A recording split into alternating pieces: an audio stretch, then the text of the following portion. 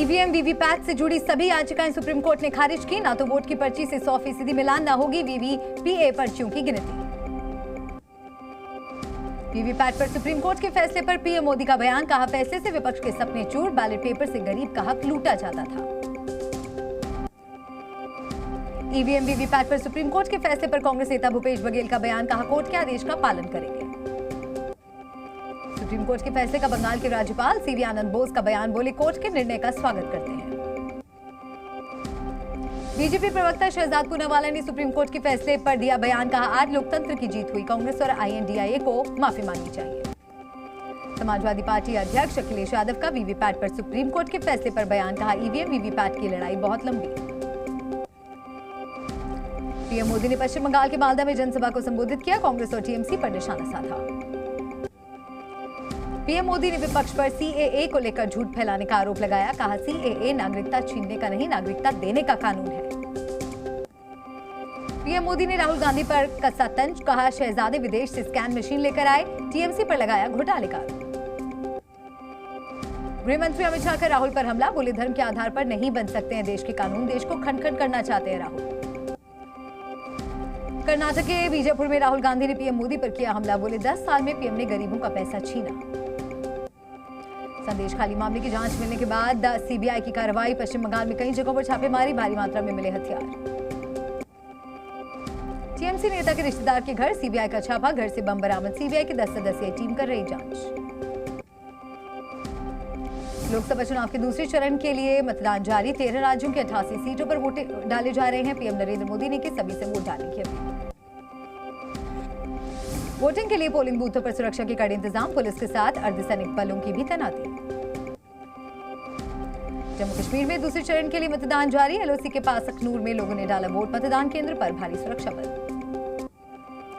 केरल के मुख्यमंत्री पिनरई विजयन ने किया मताधिकार का प्रयोग, कन्नूर के मतदान केंद्र पर कतार में लगकर डाला वोट। केरल के तिरुवनंतपुरम में पश्चिम बंगाल के राज्यपाल सीवी आनंद बोस ने किया मतदान, कहा मतदान आम आदमी की शक्ति।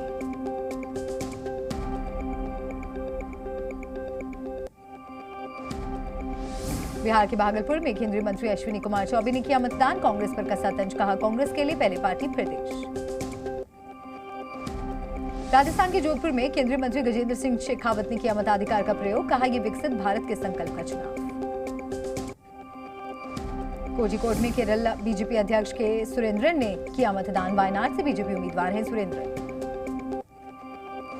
बाड़मेर जैसलमेर से बीजेपी उम्मीदवार कैलाश चौधरी ने की वोटिंग, कहा पहले मतदान फिर जलपान, पीएम की अपील पर कर रहे हैं मतदान। भागलपुर से कांग्रेस प्रत्याशी जी शर्मा ने डाला वोट, पत्नी और बेटी अभिनेत्री नेहा शर्मा ने भी किया मतदान। केरल के एटिंगल लोकसभा सीट से बीजेपी उम्मीदवार वी मुरलीधरन ने किया मताधिकार का इस्तेमाल, बोले ये देश का भविष्य तय करने वाला चुनाव। बेंगलुरु दक्षिण लोकसभा सीट से बीजेपी उम्मीदवार तेजस्वी सूर्या ने किया मताधिकार का प्रयोग, कांग्रेस को घेरा। बिहार के पूर्णिया से निर्दलीय उम्मीदवार पप्पू यादव ने की वोटिंग, जीत का किया दावा, बोले जनता का आशीर्वाद मेरे साथ है। यूपी के नोएडा में बीजेपी नेता शहजाद पूनावाला ने किया मताधिकार का प्रयोग, बोले देश के सामने 2 स्पष्ट विकल्प, एक मिशन और एक विजन।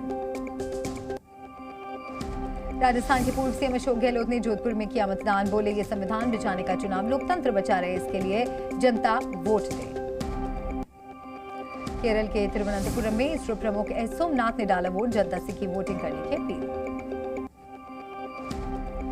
कांग्रेस नेता जयराम रमेश ने बीजेपी पर साधा निशाना, बोले दक्षिण भारत में बीजेपी साफ, उत्तर और मध्य भारत में बीजेपी हाफ, 2024 में नहीं मिलेगा जनादेश। यूपी के सीएम योगी आदित्यनाथ ने किया जीत का दावा, बोले भारी बहुमत के साथ एनडीए सरकार बनेगी।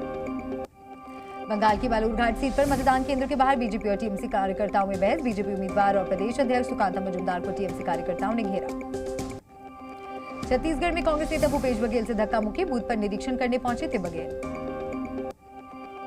कल से दिल्ली में चुनाव प्रचार में उतरेंगी दिल्ली के सीएम केजरीवाल की पत्नी सुनीता केजरीवाल, कल पूर्वी दिल्ली, परसों पश्चिमी दिल्ली लोकसभा सीट पर करेंगी रोड शो। दिल्ली नगर निगम सदन के भीतर आम आदमी पार्टी और बीजेपी पार्षदों के बीच नारेबाजी, बीजेपी की मांग हाउस टैक्स में बढ़ोतरी हो वापस। सलमान खान के घर के बाहर फायरिंग मामले में एनआईए ने की पूछताछ, आरोपी विक्की और सागर से एनआईए ने घंटों तक किए सवाल जवाब। पश्चिम बंगाल के पूर्वी मिदनापुर में मिली बीजेपी समर्थक की लाश, बीजेपी ने ममता सरकार पर उठाए सवाल। यूपी के मुजफ्फरनगर में एमबीबीएस की छात्रा की हत्या, इलाके में हत्या से मचा हड़कंप, रेलवे ट्रैक के किनारे मिला छात्रा का शव। जम्मू कश्मीर के बारामूला में सुरक्षा बलों को बड़ी कामयाबी, मार गिराए गए 2 आतंकवादी, एक आतंकी के छिपे होने का शक। धार की बोरशाला में 35 दिन बाद खत्म हुआ एएसआई सर्वे, हिंदू पक्षकार गोपाल शर्मा का दावा, गर्भगृह के सामने खुदाई में निकली खंडित प्रतिमा। दिल्ली में देसी स्पाइडरमैन का कटा चालान, स्पाइडरमैन की ड्रेस पहनकर बाइक पर कर रहा था स्टंट, युवक और उसकी महिला दोस्त का भी कटा चालान। बिहार के दरभंगा में बारात की आतिशबाजी से हादसा, एक ही परिवार के 7 लोग जिंदा जले, सभी की मौत। यूपी के अमरोहा में होटल में शॉर्ट सर्किट से लगी भीषण आग, आग लगने से 3 सिलेंडर भी हुए ब्लास्ट। रायबरेली में भीषण सड़क हादसा, बारात से लौट रही कार दुर्घटनाग्रस्त, 4 लोगों की दर्दनाक मौत, 4 घायल। छत्तीसगढ़ के जशपुर में तेज रफ्तार गाड़ी ने एक ही परिवार के 3 बाइक सवारों को रौंदा, मौके पर 2 लोगों की मौत, एक की हालत गंभीर। अमेरिका के टेक्सास में फिलिस्तीन के समर्थन में हुआ प्रदर्शन, हजारों की संख्या में छात्रों ने किया प्रदर्शन, पुलिस ने कई प्रदर्शनकारियों को गिरफ्तार किया।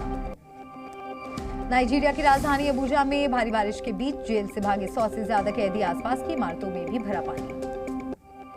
आज आईपीएल में कोलकाता और पंजाब के बीच टक्कर, शाम 7:30 बजे से कोलकाता के ईडन गार्डन मैदान में होगा मुकाबला। जी न्यूज़।